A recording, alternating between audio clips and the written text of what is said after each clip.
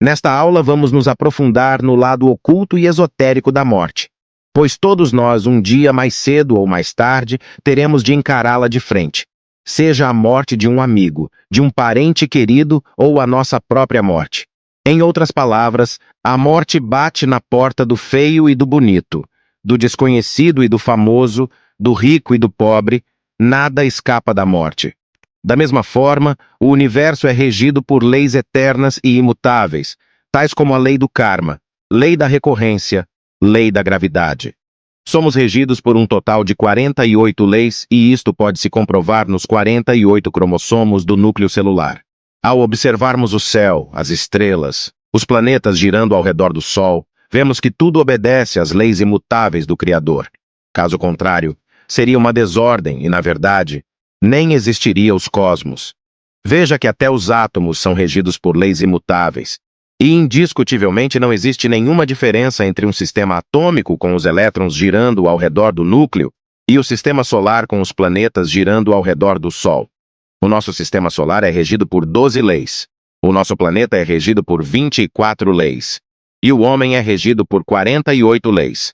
Nosso maior objetivo é entrar em harmonia com estas leis universais para assim atingirmos a nossa tão almejada autorrealização íntima do ser.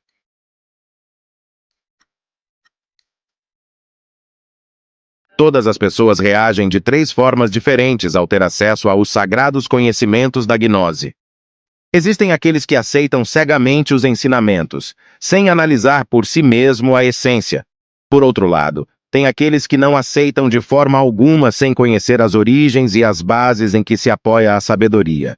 Nestes 2 primeiros tipos, há um alto grau de fanatismo, e os indivíduos não usam o senso crítico e caem nos extremos. Fazemos votos para que você não caia em nenhuma destas 2 armadilhas. Felizes são os do terceiro tipo que nem aceitam e nem negam os novos conhecimentos. São os tipos que analisam por si mesmo a gnose, os que questionam, comparam, estudam e põem na prática para chegarem às próprias comprovações.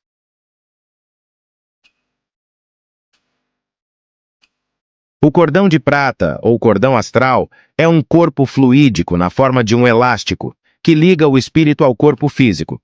É chamado por alguns de cordão astral, por ser a ligação do corpo astral ao corpo físico, e também é chamado de cordão de prata, por ser composto de partículas em alta rotação, sendo visto geralmente nas tonalidades prata, cinza ou um branco azulado, sempre nas cores fluorescentes. Este cordão é um grande mistério, pois é através dele que recebemos os nossos alimentos espirituais, as nossas grandes ideias e descobertas.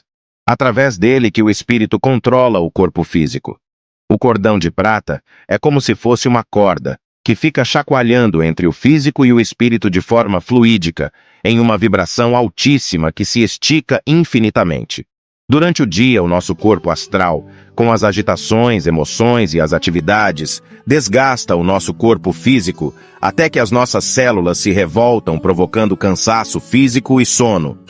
O espírito não necessita de descanso, e durante o sono, quando o corpo físico se encontra em total relaxamento, o corpo espiritual se liberta do corpo físico, ficando ligado apenas pelo cordão de prata.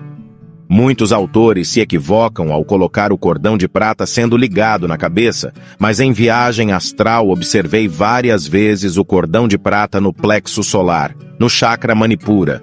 Durante o sono, o corpo espiritual abandona o corpo físico e vai repetir tudo o que a pessoa está habituada a fazer durante o dia, passar pelos mesmos lugares e procurar as mesmas pessoas.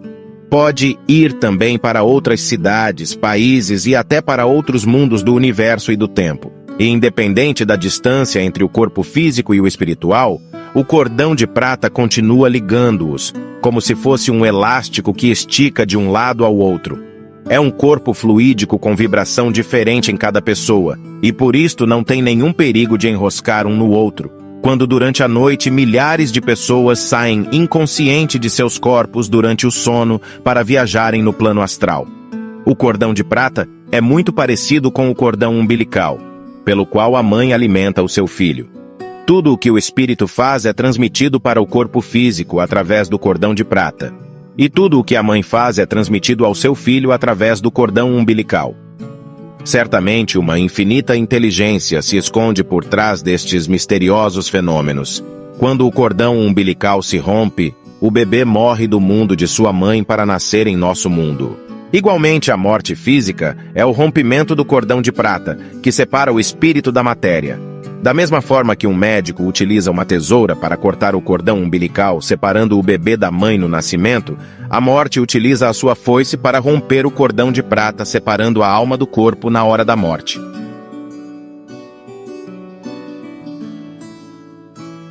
A morte é o rompimento do cordão de prata, que neutraliza por completo a ligação do espírito com a matéria. Todos nós sabemos que um dia iremos morrer, mas devido ao apego das coisas materiais, recusamos aceitar ou compreender esta lei imutável. No antigo continente lemuriano, os lêmures aceitavam a morte com naturalidade, pois suas percepções extrasensoriais eram muito mais desenvolvidas. Na Lemúria, as pessoas viam a alma das pessoas que morreram da mesma forma que vemos os pássaros voando. Através de seus suprassentidos enxergavam não só a terceira dimensão, mas também outras como a segunda e a quarta. A morte é um estado de sonho, e durante a viagem astral, as pessoas podem encontrar com os falecidos e até conversar com eles em determinadas ocasiões. O sonho é a quarta dimensão, o mundo molecular que dá origem a todas as formas de vida no planeta. Todas as almas, antes de nascerem com corpo físico na Terra, saem da quarta dimensão, e durante o sonho retornam a ela, mas ao acordarem geralmente não se lembram de nada devido ao aparecimento de consciência. Temer a morte é tão absurdo quanto temer a vida. Quando a pessoa trabalha sobre si mesma através da autoobservação e padecimentos voluntários, desperta a consciência e a pessoa controlará os seus sonhos e poderá visitar todas as pessoas e lugares do universo, perdendo por completo o medo da morte. Pois saberá no seu íntimo que um dia dormirá e não mais retornará a este mundo de sofrimentos e amarguras.